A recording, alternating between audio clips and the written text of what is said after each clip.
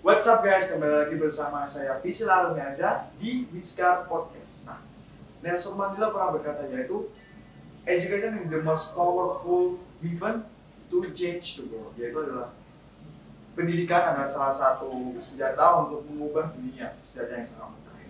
Nah, kali ini kita sudah kedatangan tamu yang spesial, yaitu orang sangat penting di SMK Sedekah Kudus, yaitu adalah Kepala Sekolah SMK Sedekah Kudus, Bapak Fakhrudin. Jadi Bapak, selamat pagi Mas. Terima kasih sudah diberikan kesempatan untuk bisa hadir di sini. Maaf menunggu waktunya. Siap, tidak Mas. Untuk hari ini kabarnya bagaimana Pak? Alhamdulillah sehat. Sehat. Bisa hadir di sini sebagaimana yang di. Oke, sebelumnya bisa memperkenalkan diri terlebih dahulu Pak kepada audiens Wiskar Podcast kita. Baik, terima kasih. Sebelumnya mohon izin memperkenalkan diri. Saya Fakhrudin. Saat ini mendapatkan tugas sebagai guru yang diberikan tugas tambahan kepala SMK Wisuda Karya Kudus mulai tahun 2018 sampai dengan saat ini berarti masuk tahun ke-5. Oh, saya tahun 5. Ya. Oke, untuk kesibukan Bapak sendiri sebagai kepala sekolah SMK Wisuda Karya Kudus itu seperti apa Pak di SMK sekarang? Baik, terima kasih. Kalau untuk aktivitas normal sih sama seperti yang lain lah. Pagi berangkat, sore pulang. Aktivitas seperti itu. Cuma di tengah-tengah atau di sepanjang perjalanan pagi sampai dengan sore ini memang yang kalau saya boleh mengatakan luar biasa sekali ya. Tanggung jawab untuk bisa memastikan semua kegiatan yang ada di sekolah itu berjalan dengan lancar, dengan baik, dengan aman, dan sesuai dengan yang diharapkan. Kegiatan baik itu berkaitan dengan pembelajaran, ya, Bapak Ibu guru mengajar, peserta didik menerima proses pembelajaran, dan juga kegiatan pendukung pembelajaran seperti layanan di tata usaha dan juga layanan di yang lainnya. Jadi aktivitas sehari-hari ya seperti itu sih. Kalau secara umum ya. Tapi kalau dispesifikkan satu persatu ya banyak banyak. Iya. Ya sama sih Pak, guru sama murid juga banyak kegiatan juga. Kan ada juga yang murid yang aktif di organisasi, ada juga yang tidak juga kan pasti punya hobi. Hobi kan kadang mereka memiliki hobi yang mereka itu ya sangat sukai, tapi ya kadang itu tergantung bilang itu mereka juga. Ada yang suka berorganisasi, ada Bapak Fakhrudin ini sudah menjadi kepala sekolah dari tahun 2018. Bapak Fakhrudin ini juga salah satu penggawa murid-murid prestasi yang ada di SMK Wisuda Karya Kudus yang sudah memulai prestasi. Oke, kalau boleh tahu sebelum Bapak terjun di dunia perguruan, sebelumnya Bapak memiliki pemikiran lain tidak sebelum masuk ke dunia pendidikan tersebut? Apa dari faktor keluarga Bapak atau bagaimana? Kalau kita melihat atau kalau flashback ke belakang ya, beberapa tahun yang lalu ya, saya lulus SMK itu tahun 96. Berarti ini berapa tahun? 2022. 30 tahun lebih ya. 20. Jadi kalau kita melihat proses perjalanan waktu, saya dulu sekolah di SMK juga. SMK ya, kalau dulu namanya STM ya. STM gitu ya. Kemudian sebenarnya tidak terpikirkan bahwa saya nanti akan menjadi guru atau menjadi apa, tidak. Tapi kecenderungan ya mengalir mengikuti alur. Tahun 96 saya lulus, kemudian kebetulan diterima di waktu itu IKIP Semarang, jurusan pendidikan teknik mesin. Belum terbayangkan bahwa saya nanti lulus akan jadi apa, karena kebetulan kalau dari sisi keluarga, kalau orang tua bapak memang di pendidikan. Kalau ibu di rumah, kemudian dari saudara semua itu di industri ya, di swasta. Ya terpikirkannya justru saya nanti setelah lulus kuliah paling nanti juga akan di industri mengikuti jejak saudara-saudara yang lain, karena kebetulan mereka sudah lebih duluan, otomatis harapan untuk bisa diberikan jalan itu nanti ada. Tapi kemudian seiring waktu berjalan, saya kuliah di jurusan pendidikan teknik mesin. Ya selama proses menjalani pendidikan di kuliah ini, ya naluri itu mulai tumbuh. Yang semula tidak terbayangkan guru itu seperti apa, ya selama proses berjalan pada saat kuliah banyak dikenalkan ya untuk apa namanya ilmu keguruannya, tuntutan yang harus dikuasai apa. Kemudian ada momen namanya praktek pengalaman lapangan atau PPL. Itu mahasiswa harus terjun langsung belajar mengajar. Ya saat itulah naluri itu semakin kuat, kemudian lulus ya akhirnya milih ke jalur sebagai guru.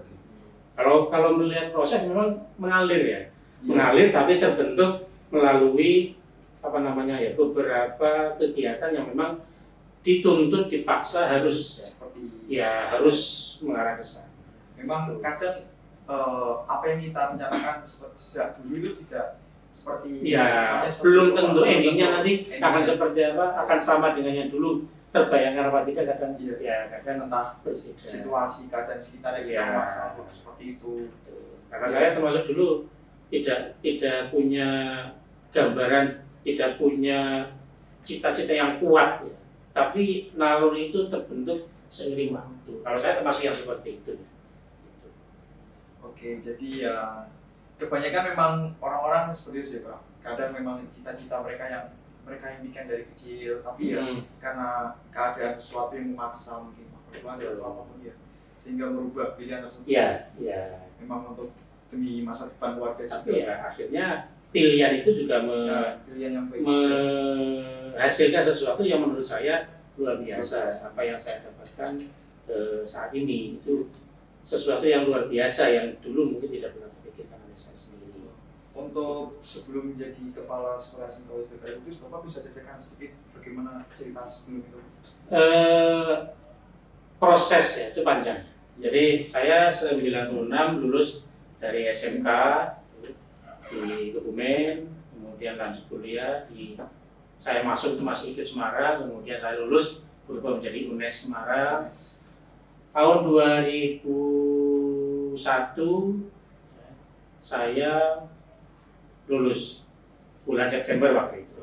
Tapi sebelum 2001, saya tahun 2020 sudah ya pada saat saya semester akhir tidak banyak kesibukan, hanya menyelesaikan proses skripsi, itu pun ketemu dosen paling seminggu sekali. Akhirnya saya memutuskan mengisi waktu di tahun 2020 menjadi guru. Waktu itu masih di Semarang ya. SMK Perintis 2902 Semarang saya masih ingat itu. Tempatnya di Jatinangor. 2020, kemudian 2021 saya lulus, masih lanjut sebagai guru di Semarang sampai dengan tahun 2003. Ya, jadi Juli 2003 saya mengawali aktivitas sebagai guru di SMK Wisata Kudus. Juli tanggalnya 17 kalau tidak salah itu 2003. Ya, terus sejak saat itu full ya, hanya menjalani aktivitas sebagai guru di SMK Wisata Kudus. Senin sampai dengan Sabtu jam 6.45 PET sampai dengan jam 17.40 setengah 6 ya. Jadi Senin sampai Sabtu bisa saya katakan full ya. Waktu itu memang pembelajaran 14 jam dalam satu hari. Sangat panjang. Tapi siswa memang tidak sampai full 14 jam. Tapi gurunya, terutama yang guru praktek itu ada yang masuk pagi, ada yang masuk siang. Jadi Senin sampai dengan Sabtu. Itu saya jalani sampai dengan tahun 2009. Saya kebetulan mencoba keberuntungan mendaftar dalam seleksi CPNS dan alhamdulillah Yang Maha Kuasa menentukan jalan, saya diterima, kemudian saya ditempatkan di SMK Negeri 2 Kudus. Ya di Rejosari. Ya 2009 saya mengawali tugas di SMK Negeri 2 Kudus. Karena di SMK Negeri 2 itu jam pembelajarannya hanya sampai jam setengah 2, maka saya sorenya masih diminta untuk membantu dan mengajar di SMK Sudana. Akhirnya Senin sampai dengan Kamis saya kalau sore setengah 2 itu dari sana langsung cabut ngajar di sini sampai dengan tahun 2011 ya bulan April 2011 saya menerima SK mutasi untuk ditempatkan kembali di SMK Sukadana. Akhirnya sejak April 2011 saya kembali full melaksanakan tugas sebagai guru di SMK Sukadana sampai dengan saat sekarang. Itu kalau kita coba mereview perjalanan waktu seperti itu. Cukup panjang Mas. Ya, 2003 sampai dengan 2023. Berarti genap 20 tahun. 20 tahun. Ya, di tahun 20 saya menjadi guru di Kudus. Jadi kita memiliki karir di SMK Sukadana Kudus. Ya, saya pernah. Ya, waktu itu masih mengisi waktu untuk menunggu saya lulus dan wisuda waktu itu di Semarang. Tapi yang saya merasakan benar-benar sebagai guru dan saya sendiri secara hati itu sangat sangat menjiwai lah itu ya selama di Kudus ini. Iya, karena emang totalitas waktu benar-benar kalau dulu Semarang kan itu kan sifatnya menunggu waktu saya lulus. Jadi paling hanya pagi sampai jam 10, jam 11 kemudian kembali ke kampus. Jadi belum bisa memaknai guru itu seperti apa. Ya, kita sebagai murid kadang memang mikir gini, kalau misal guru kayaknya jadi guru enak, gak capek. Padahal sebenarnya pendidikan nilai dan lain-lain juga merupakan aspek yang cukup berat. Ya kalau dipandang guru itu enak, gampang, mudah, ya tinggal kita melihatnya dari sisi yang mana. Iya, Pak. Kalau hanya melihat dari sisi wah enak guru tinggal kalau sekarang bawa HP, nanti nyuruh anak, ya share, dikerjakan, kemudian duduk, ya bisa jadi itu sepertinya enak. Tapi sebenarnya guru yang diharapkan itu bukan yang seperti itu. Jadi guru yang memang dalam fungsi dan peran tidak hanya sekedar membagikan ilmu, iya, malah yang sekarang ini sangat diharapkan itu guru sebagai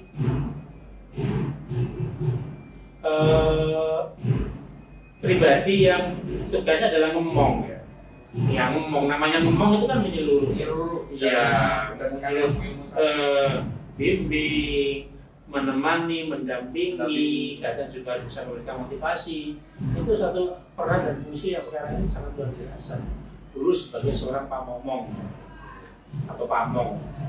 Juga guru kan ya digugu dan ditiru juga, Pak. Ya, itu falsafah Jawa yang sampai sekarang saya pikir masih cukup relevan ya. Masih cukup relevan bahwasanya sosok guru itu bagaimanapun tidak bisa dipungkiri menjadi pribadi yang setiap omongan yang keluar dari lisannya itu sebisa mungkin memang bisa dipercaya atau digugu ya. Kemudian apa yang keluar dari dirinya dalam bentuk tindakan itu memang seyogyanya bisa sebagai cermin, sebagai panutan untuk ditiru. Itu harapannya seperti itu. Kalau kamu sendiri melihat guru benar-benar bisa tadi digugu dan ditiru apa enggak? Terkadang kita bisa melihat dari guru kan juga ada banyak dari tapi kalau sama saya lihat kadang memang ada guru yang ya seperti itu, tapi mereka itu ingin memberikan sesuatu yang baik untuk muridnya, seperti pendidikan karakter, seperti sopan santun di kelas, sebelum kelas kita harus wajib piket, itu hal yang sesimpel itu, tapi kalau di dunia industri itu sangat penting, Pak, karena juga untuk tingkat kedisiplinan kita, lalu bagaimana kita cara merespon pelajaran, apalagi ya saya juga berkecimpung di dunia organisasi juga, Pak. Jadi untuk membagi tugas dari waktu organisasi dan sekolah itu kadang memang cukup berat, tapi di sisi lain guru-guru banyak juga yang memaklumi lah, Pak. Setidaknya kadang kita bertanya lewat ya masih dilayani, masih dikasih tahu. Memang harapannya seperti itu, bahwasanya perkembangan situasi kondisi terkait dengan konsep pendampingan, konsep pembimbingan, konsep pelayanan dari seorang guru kepada peserta didik berkaitan dengan materi pembelajaran dan lain-lain itu memang mengalami pergeseran dan mengalami perubahan. Ya, harapannya guru bisa mengikuti tuntutannya. Tadi kalau dulu yang namanya layanan harus face to face ketemu, kalau sekarang sudah tidak lagi seperti itu. 24 jam waktu memang sebisa mungkin kita harus apa namanya, menyiapkan diri untuk bisa merespon misalnya ada anak yang bertanya atau minta masukan atau minta informasi, ya sudah memang tugas kita bisa memberikan layanan karena sudah menjadi kewajiban. Iya betul. Saya pengen tanya nih Pak, kan Bapak kan juga pernah SMP, SMK. Iya. Saya kan ini kan masih SMK. Iya. Kira-kira Bapak dulu itu tipe pelajar yang suka berorganisasi atau bagaimana Pak? Ini jujur ya, Iya, jujur. Kalau jujur saya memang dari SD, SMP, SMK untuk organisasi jujur saya memang minim. Hanya dulu pada saat kuliah saya pernah masuk di organisasi di KSR. KSR itu? Kalau sekarang kalau di SMK itu PMR ya. PMR. Ya PMR itu di tingkat sekolah menengah. Kalau di perguruan tinggi namanya KSR.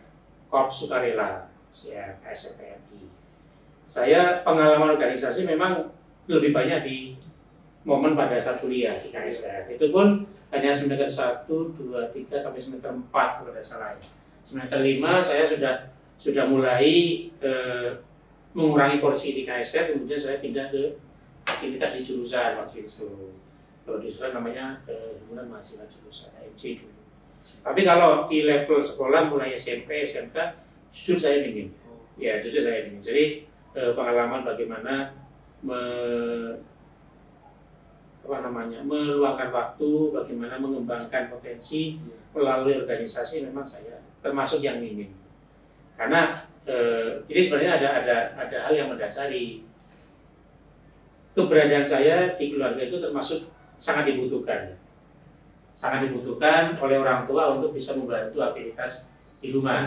Ya sehingga selesai sekolah, ya memang harapannya bisa segera sampai di rumah nanti membantu orang tua dengan segala aktivitas yang ada. Iya, jadi orang tua itu kan kalau pagi di pendidikan sama di sekolah dasar, sorenya itu kan free, ya fokus di pertanian. Ya saya memang diharapkan tenaganya bisa membantu orang tua di aktivitas sore hari pada saat orang tua berada di itu, sehingga tidak terpikirkan kalau kemudian saya sore mengisi waktu dengan organisasi. Itu saya ya pada zamannya. Tapi sekarang memang sudah berbeda ya. Sekarang juga bisa kayak lebih meluas gitu Pak. Iya. Seperti organisasi sekarang ya sudah sangat banyak sekali. Betul. Kalau dulu itu kan kalau di sekolah SMP, SMK, saya kan SMK jadi kan tahunya paling hanya OSIS, pramuka. Paling ada di olahraga misal ikut ekstra bola atau apa, tapi organisasi yang memang di dalamnya memungkinkan karakter potensi bakat bisa berkembang dari sisi kematangan kemandirian ya OSIS sama pramuka. Ya hanya itu sih.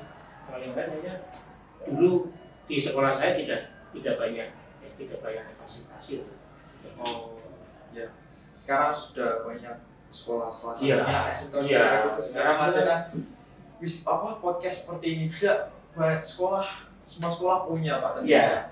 Dan di sini juga sangat mendukung sekali untuk para muridnya untuk jika memiliki bakat sesuatu untuk bisa disupport sekolah, tentunya SMK Sekarang Kudus itu menyanggupi guys. Iya.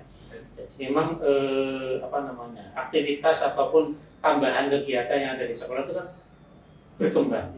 berkembang sesuai dengan eranya, sesuai dengan zamannya, sesuai dengan tuntutan pada masa. Dan juga jika memang itu bakatnya dan itu memang dia suka Pak, kadang kalau ekstra itu bisa bikin otak itu refresh Pak. Misal kita harus sekolah, kejuruan, pelajaran umum, kita ekstra itu seperti refresh otak kembali untuk keesokan harinya Pak. Yang penting manakala siapapun dari kita yang kemudian memilih tergabung dalam berbagai kegiatan pengembangan diri, yang penting bisa bagi waktu. Ya, kewajiban terkait dengan belajar itu tetap bisa diikuti dan tidak boleh diabaikan, karena bagaimanapun itu menjadi kontrak yang harus diselesaikan. Tidak boleh kemudian sibuk di organisasi yang punya pelajarannya ya bisa dibilang kalau kemudian waktunya berkurang itu pasti ya, pasti itu tidak bisa dipungkiri.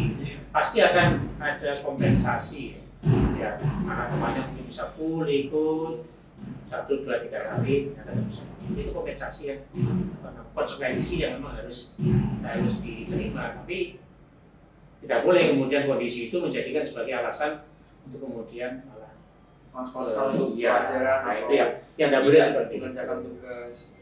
Ya kebanyakan memang anak-anak sekarang susah untuk bagi waktu Pak gitu. Kadang saya sendiri juga memang susah, tapi itu dibutuhkan manajemen waktunya juga memang komitmen. Ya, komitmen. Manakala fisik dalam kondisi agak capek, agak lelah, tapi kemudian dihadapkan pada kondisi saya harus menyelesaikan tugas di pembelajaran, ya tinggal komitmennya bagaimana. Kalau kemudian ini diabaikan, ya nanti akan semakin tepuk dan tepuk. Tapi kalau kemudian dalam kondisi agak capek, tapi komitmennya masih cukup kuat, ya diselesaikan, nanti tidak akan menjadi satu tanggungan yang pada akhirnya juga dia harus menyelesaikan. Ini ada salah satu pertanyaan Pak. Ini mungkin banyak pertanyaan dari guru yang baru mulai berkarir. Tips dan trik supaya anak pelajar supaya bisa bersemangat untuk belajar bagaimana Pak kira-kira dalam situasi kelas? Menjadi guru itu panggilan hati. Sekarang kalau saya mengatakan menjadi guru itu panggilan hati, panggilan jiwa. Kalau dulu saya tidak terpikirkan bahwasanya ada satu kompetensi yang memang tidak pernah dipelajari, tidak pernah tersampaikan pada saat kuliah, tapi itu harus dibutuhkan. Apa? Panggilan. Iya. Kalau seseorang memilih profesi sebagai pendidik, itu karena memang hati nuraninya menjiwai, saya yakin semua kreativitas akan muncul.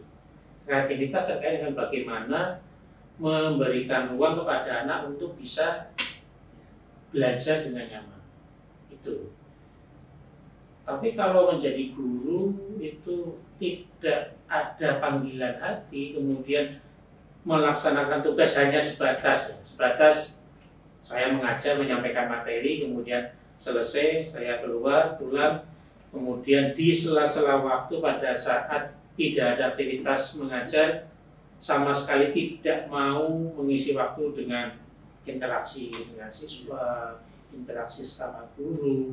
Itu ya memang bisa jadi nanti tidak akan muncul kreativitas sebagai seorang guru. Jadi yang saya garis bawah itu untuk teman-teman guru yang dari sisi pengalaman ya. Dari sisi pengalaman, kalau orang mengatakan jam terbangnya, ya jam terbang sebagai guru itu masih minim,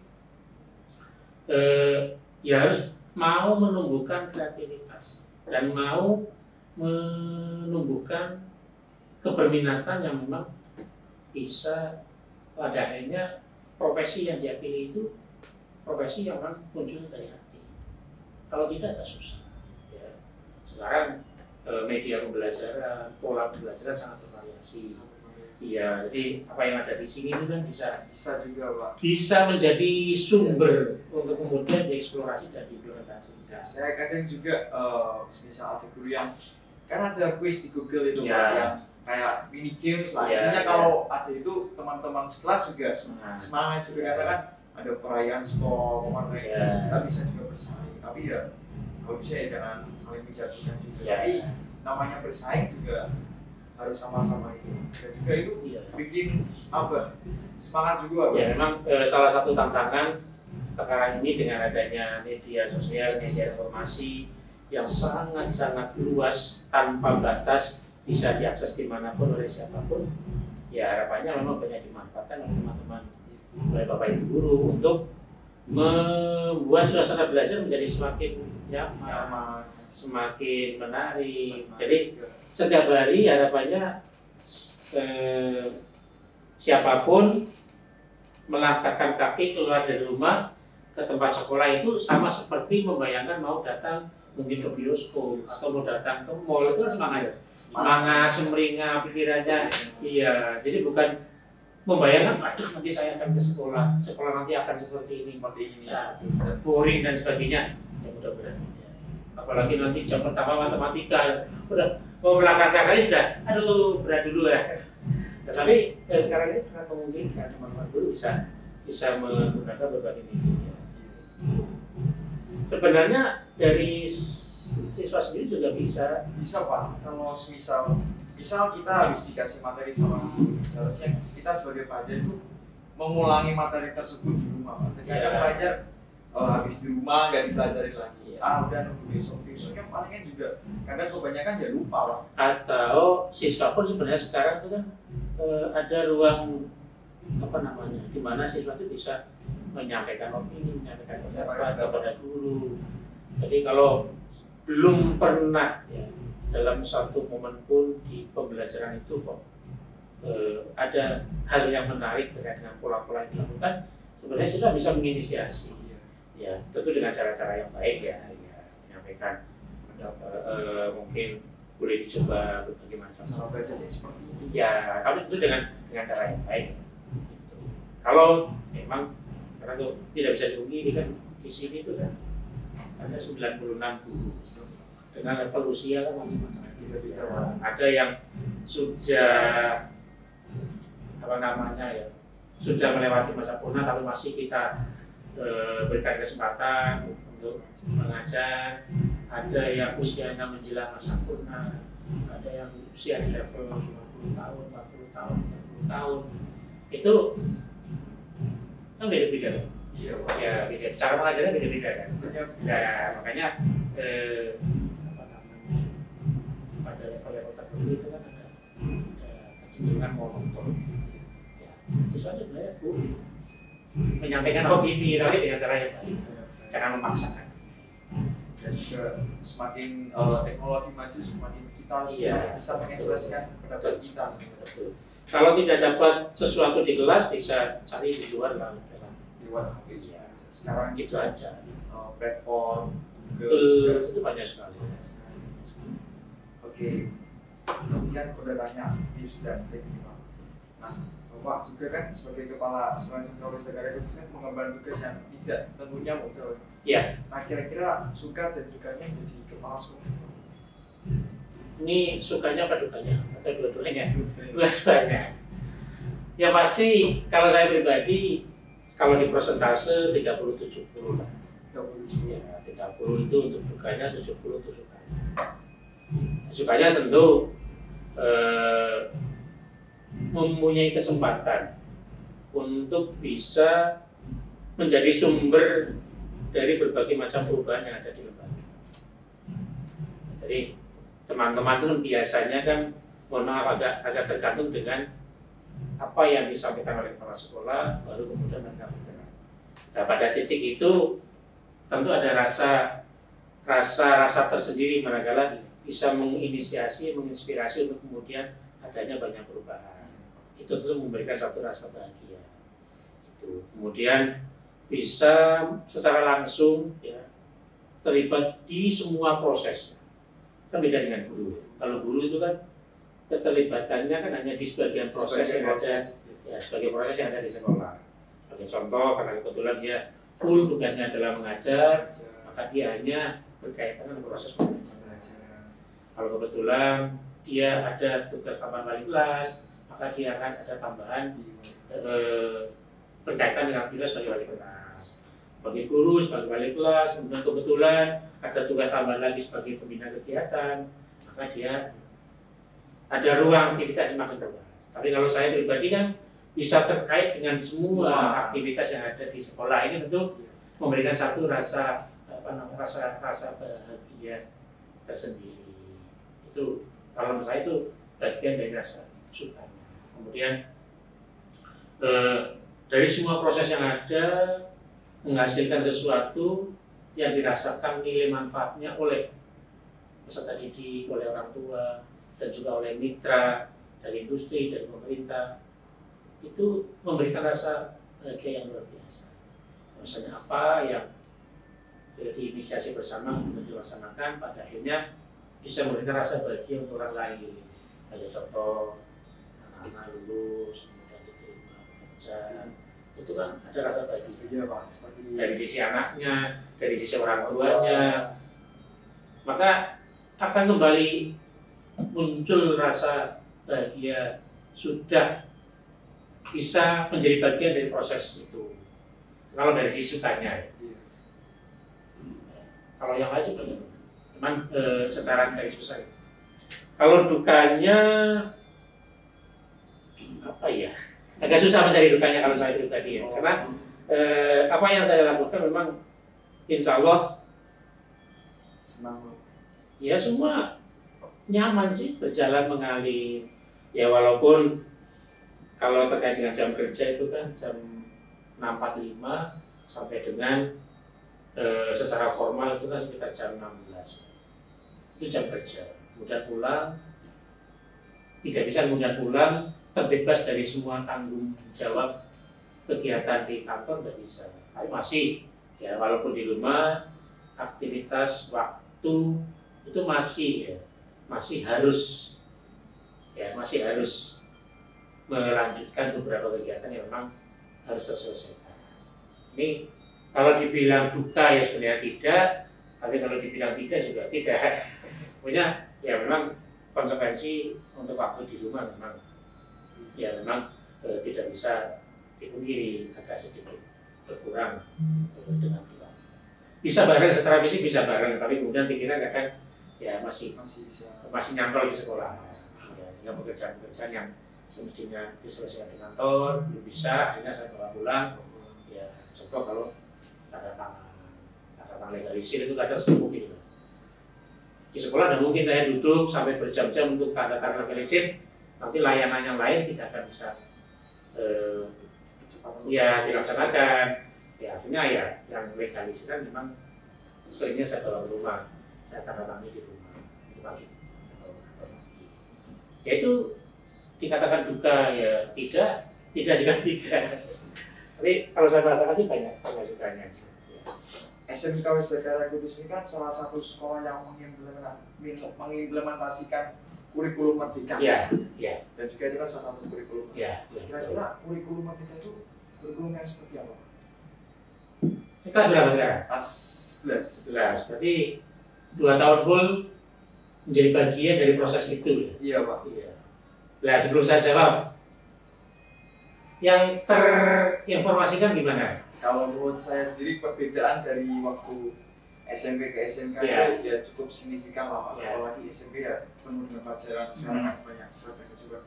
Yang sekarang tuh lebih ke arah di mana guru itu menjadi fasilitas untuk bertanya Pak. Ketika muridnya itu aktif atau tidak, yang penting kita guru memberikan tugas dan juga muridnya itu diberikan ide yang luas, maksudnya pilihan ide yang luas sekali untuk kekreatifan mereka sendiri. Tapi terkadang karena kita terbiasa dengan kurikulum dulu, jadi kita memang susah untuk bergerak sendiri tanpa panduan guru tersebut. Jadi ya kira-kira seperti itu ya. Jadi 2021 kita menjadi bagian dari program pemerintah melalui Direktorat SMK, namanya SMK Pusat Keunggulan. SMK. Ya, di mana di dalamnya itu sekolah harus sudah mengimplementasikan kurikulum. Waktu itu belum kurikulum Merdeka namanya, dari kurikulum prototipe waktu itu, atau kurikulum SMKPK waktu itu. Tapi itu menjadi pionir ya, menjadi fondasi awal untuk terbentuknya kurikulum Merdeka saat itu. Yang terlihat nyata itu tentu dari sisi pola pembelajaran. Iya. Yang terlihat nyata sebenarnya menekankan pada sisi pola pembelajaran yang dilakukan oleh Bapak Ibu guru sebenarnya. Bahwasanya kurikulum Merdeka itu memposisikan, tadi disampaikan guru itu bukan hanya sekedar penyampai materi, tapi guru adalah seorang fasilitator. Ya, fasilitator itu fungsinya banyak. Yang menyampaikan materi, membimbing, mendampingi, kemudian bisa memberikan solusi dari berbagai macam permasalahan yang dialami anak bertanya, guru memberikan solusi. Jadi yang sebenarnya dikuatkan dan ditekankan itu dari sisi guru sebenarnya. Bagaimana guru itu bisa memberi solusi. Iya, menempatkan diri sebagai seorang fasilitator, bukan penyampaian materi pelajaran semata itu. Sehingga pada kondisi itu satu kelas berapa anak? 19 kalau yang di pelajaran. Iya. Kalau yang di non pelajaran ada yang sampai 30 itu kan karakternya semua berbeda. Dari sisi bentuk fisik jelas beda ya. Tapi karakternya juga semua berbeda. Tidak ada yang sama. Ya. Karena anak kembar pun ternyata juga karakternya berbeda. Nah, dengan karakter yang berbeda ini, tantangan seorang guru adalah bagaimana bisa mengakomodir dan bisa memastikan masing-masing ini berkembang sesuai dengan karakternya tadi. Ini susah. Tapi disinilah seninya. Seni yang diharapkan muncul oleh guru-guru di era sekarang. Ya, tentunya ketika guru memberi tugas satu kan tidak semuanya pasti misal disuruh buat tugas video tidak semua kan pasti kreativitasnya kan ada. Saya mau begini begini itu. Tergantung kreativitas dari murid masing-masing. Tapi kadang memang ada yang murid yang bahkan diberi tugas itu aja masih bingung Pak. Bahkan ini tanya masih mungkin itu sifat bawaan dari SMP-nya yang terlalu bergantung pada temannya. Di kurikulum Merdeka ini kita belajar untuk mandiri supaya kita ingin cari tahu informasi sendiri supaya kita memiliki otak kreativitas. Jadi konsep yang diharapkan dari kurikulum Merdeka setidaknya sudah bisa ditangkap ya. Jadi itulah. Jadi guru itu memang bagaimana jumlah siswa dalam satu kelas itu benar-benar bisa terfasilitasi berkembang sesuai dengan kemampuan, sesuai dengan kalau bahasanya Pak Dirjen Vokasi dulu Pak Wita namanya berkembang sesuai dengan passionnya masing-masing.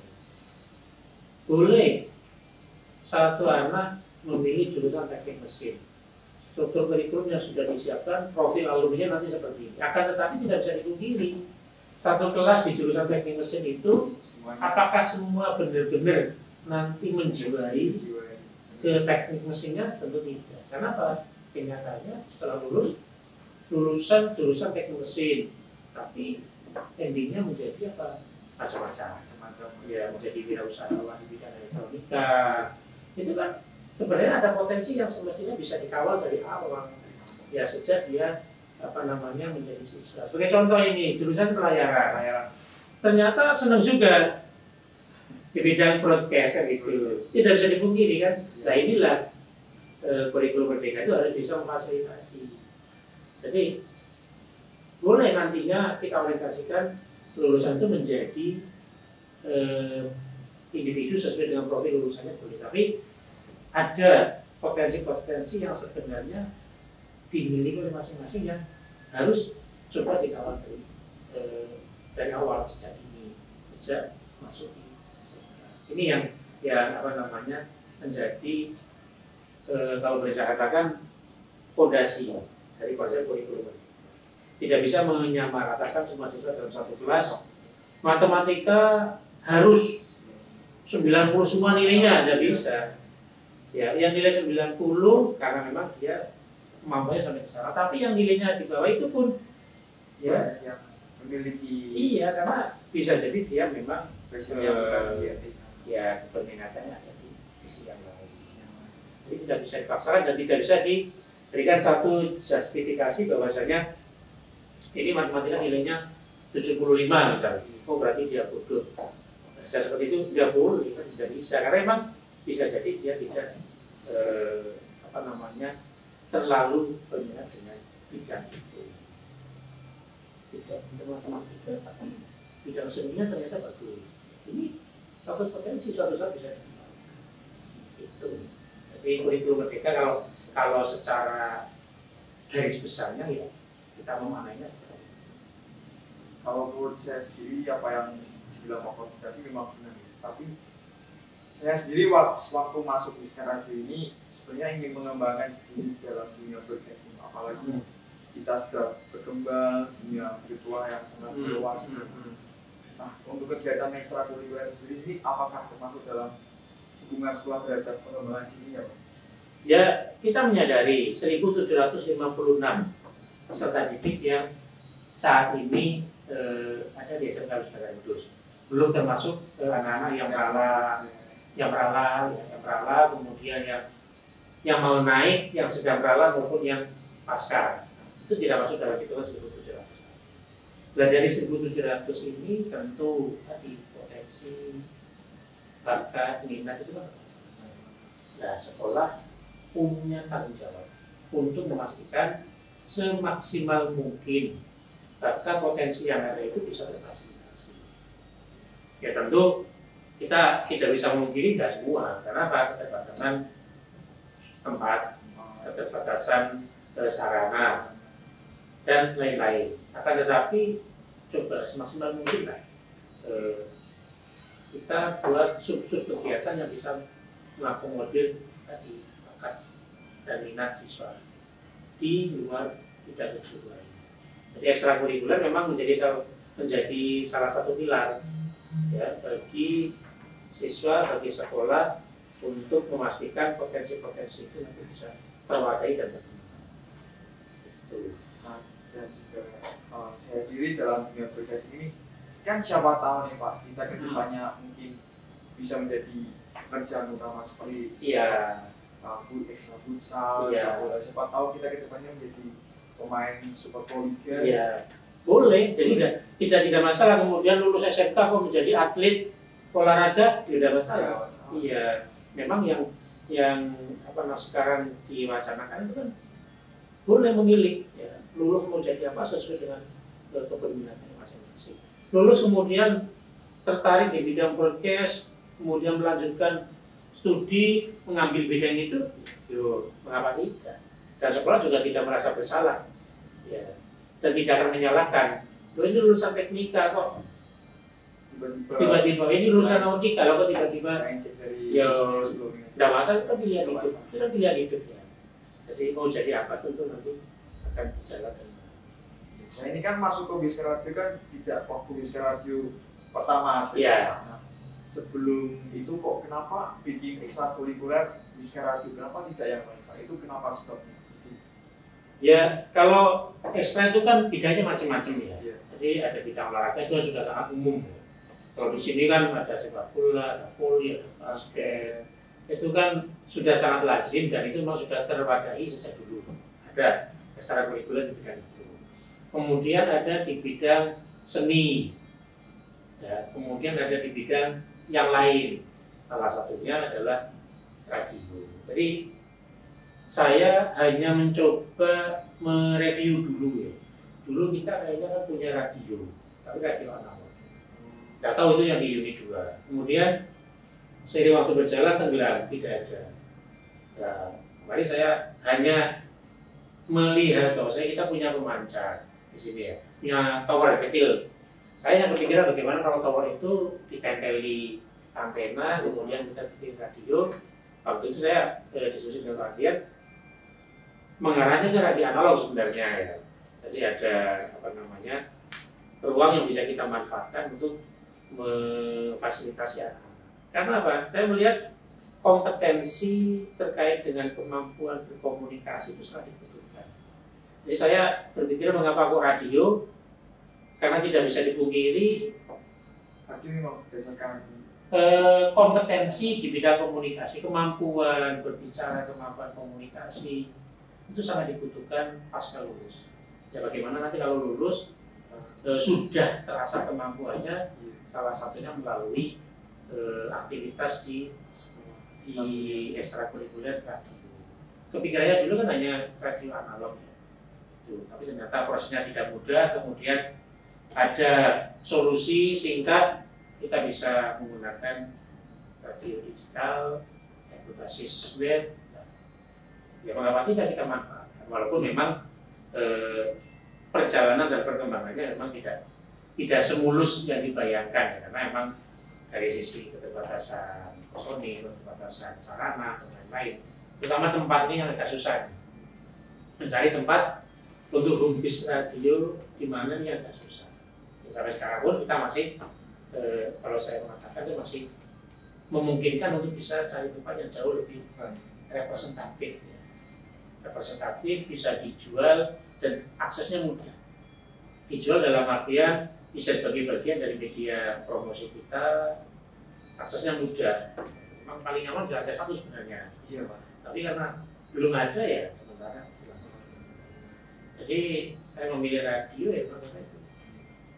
Tidak bisa dibantah, kemampuan komunikasi akan terasa bagi siapapun yang terjun dan ikut di kegiatan. Itu salah satu mengapa aku dipilih.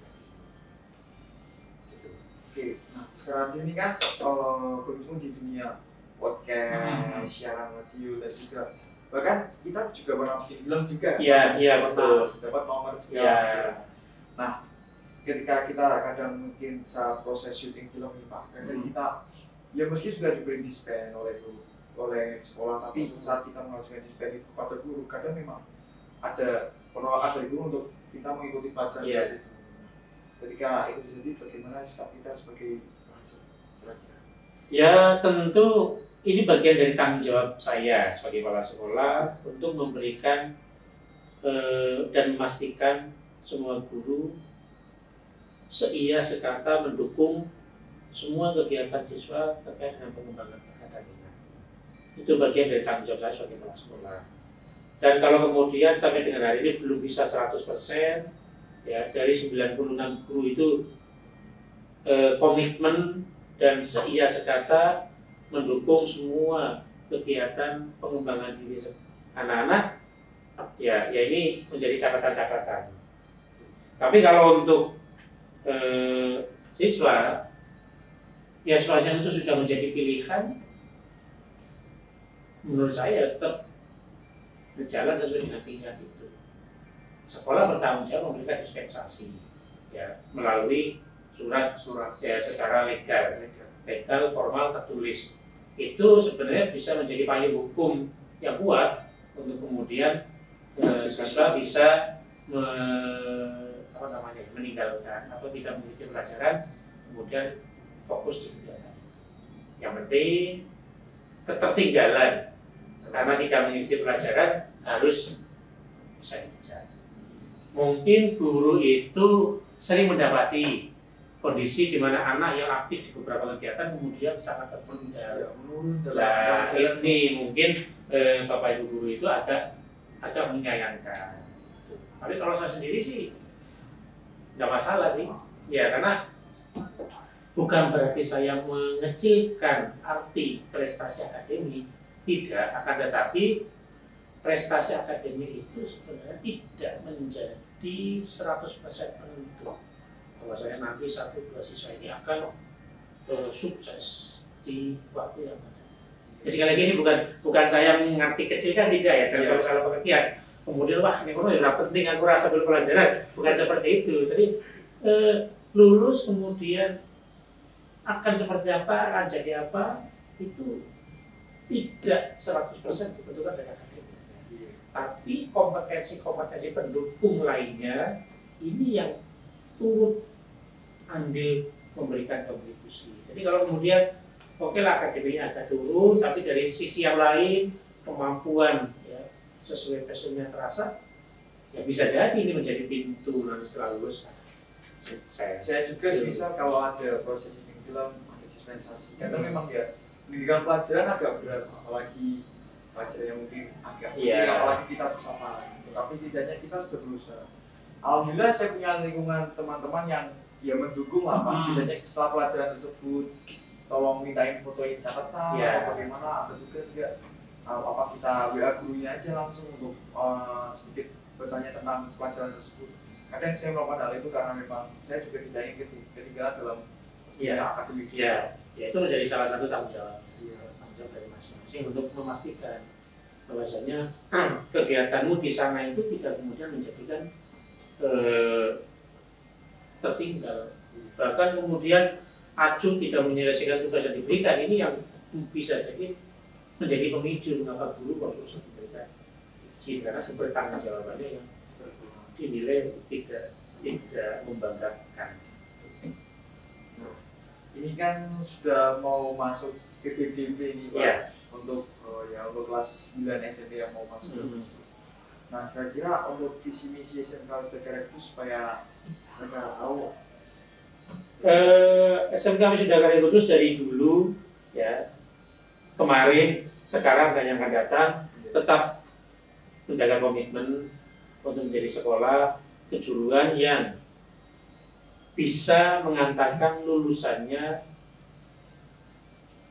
meraih harapan. Lulus dari SMK tentu banyak pilihan. Sering disebutkan ada yang pilih bekerja, ada yang pilih lanjut studi, dan lain-lain. Ya. SMK Wisudagara Kudus tetap komitmen mengantarkan lulusan itu nanti akan menuju ke titik sesuai dengan yang diharapkan. Yang bekerja bisa kita antarkan, kita carikan pekerjaan, ya kita antar sampai ke tempat kerja. Kemudian yang mau studi lanjut juga bisa kita berikan ruang, ya ikut seleksi dan sebagainya. Ya ini menjadi salah satu komitmen yang tetap terjaga. Jadi bagi siapapun, terutama yang nanti akan lulus SMP tahun ini, terutama memilih sekolah tentu harus benar-benar paham, ya paham sekolahnya seperti apa. Tidak hanya tahu tempatnya, tapi paham rekam jejak sekolahnya seperti apa, kemudian fasilitasnya seperti apa, kemudian di dalamnya kegiatan seperti apa. Setelah lulus sekolah bisa memberikan apa, ini penting. Jadi tidak hanya asal milih sekolah, temannya kemana, ikut temannya, tidak. Tapi memilih sekolah tentu harus dipastikan setelah lulus nanti sekolah bisa memberikan apa untuk lulusannya.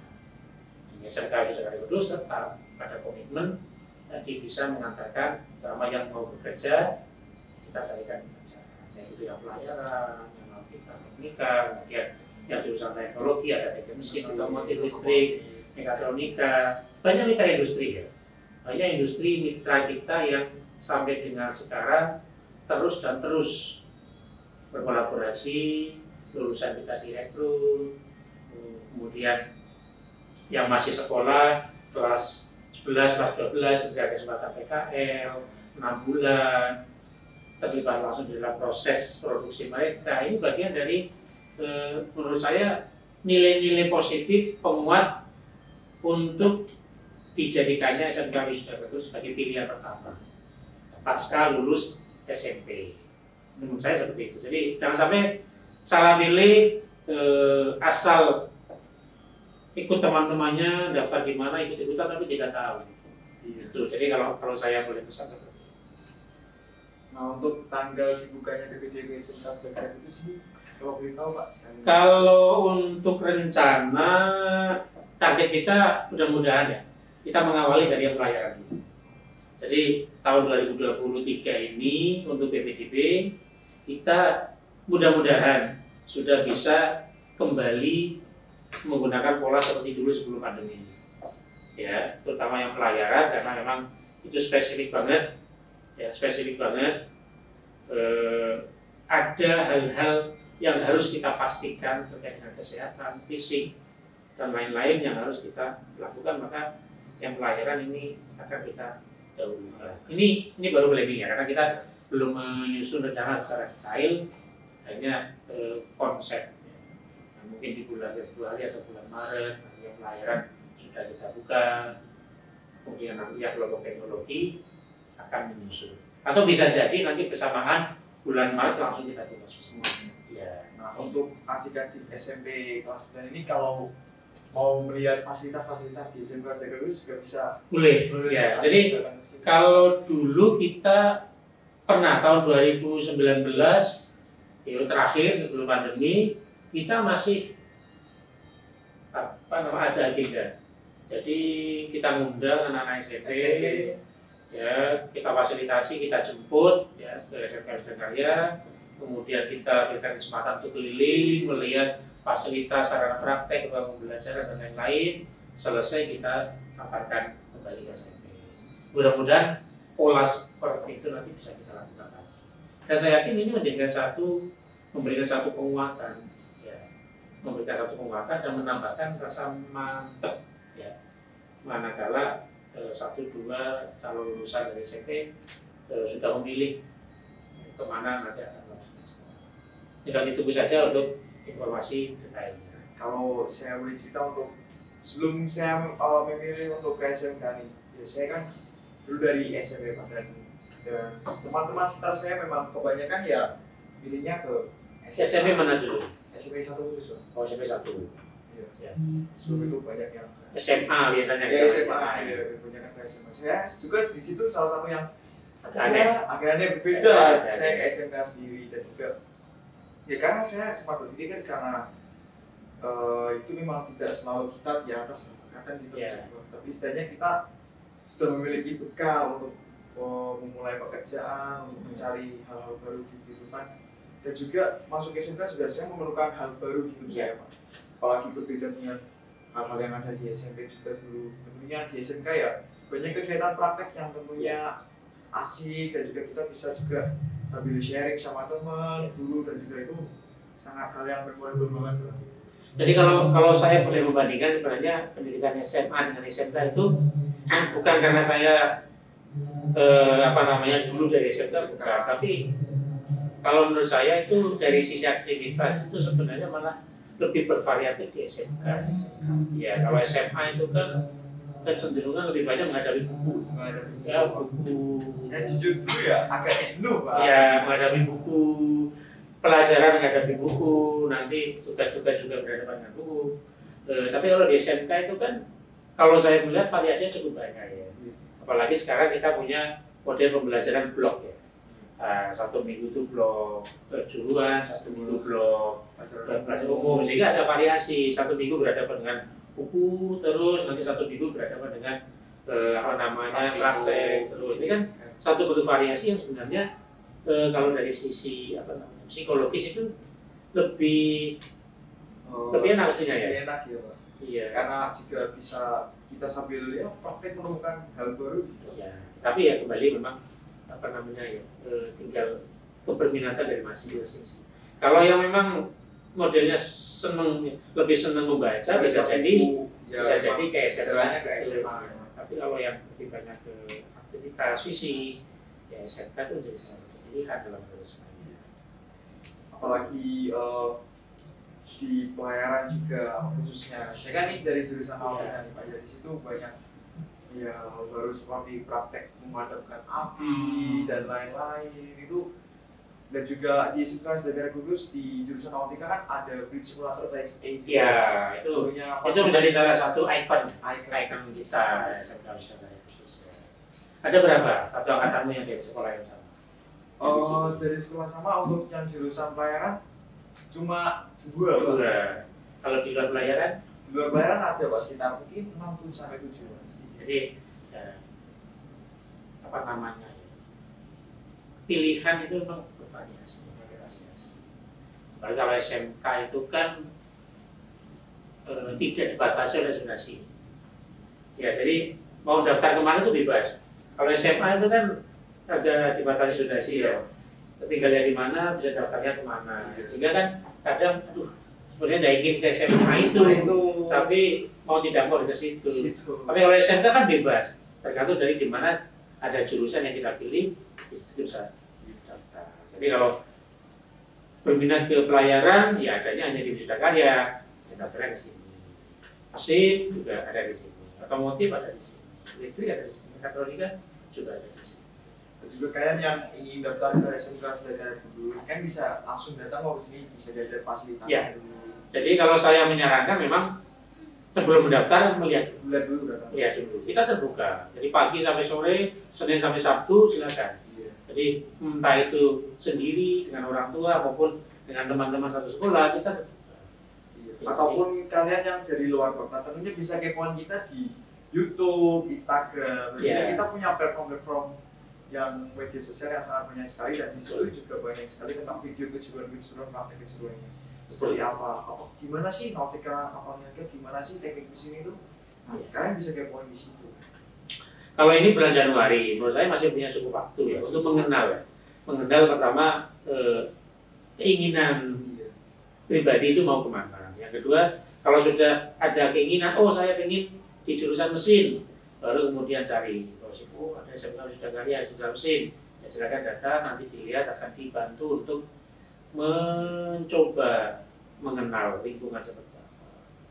Karena kita tentu selalu ingin siapapun yang mendaftar ke sini itu benar-benar sudah melewati proses proses memastikan bahwasanya itu pilihan dia, bukan coba-coba. Jadi seringnya kejadian kelas 10 atau kelas 1 baru 1 bulan, 2 bulan kemudian memilih untuk atau minta untuk pindah jurusan atau keluar, itu kan karena berawal dari asal pilih, asal ikut. Kalau kami sih tidak menyarankan seperti itu. Punya tentukan pilihan dirimu sendiri kalau memang itu cocok dengan dirimu. Oke, untuk pesan terakhir Pak, pesan-pesan untuk murid di SMK Sedagai Kudus dan murid yang mau melanjutkan ke SMA atau SMK. Kalau untuk anak-anakku semua, ya 1756 yang saat ini terdaftar sebagai peserta didik SMK Sedagai Kudus, kita punya jargon. SMK Sedagai Kudus mantap, siap berprestasi. Pegang jargon itu, pegang tagline itu, dan buktikan bahwasanya kalian semua benar-benar menjadi peserta didik yang mantap, yang selalu siap untuk terus berprestasi. Itu pesan saya itu aja. Tapi dari situ kan banyak sekali. Iya. Jadi buktikan kalian menjadi peserta didik yang benar-benar mantap, yang selalu siap untuk terus berprestasi. Itu harapan untuk semua peserta didik SMK Sedagai Kudus. Kemudian yang saat ini masih di kelas 9 SMP, MTS, segera tentukan pilihan, meraba diri sendiri mau kemana. Kemudian kalau sudah menjatuhkan pilihan, cobalah kenali.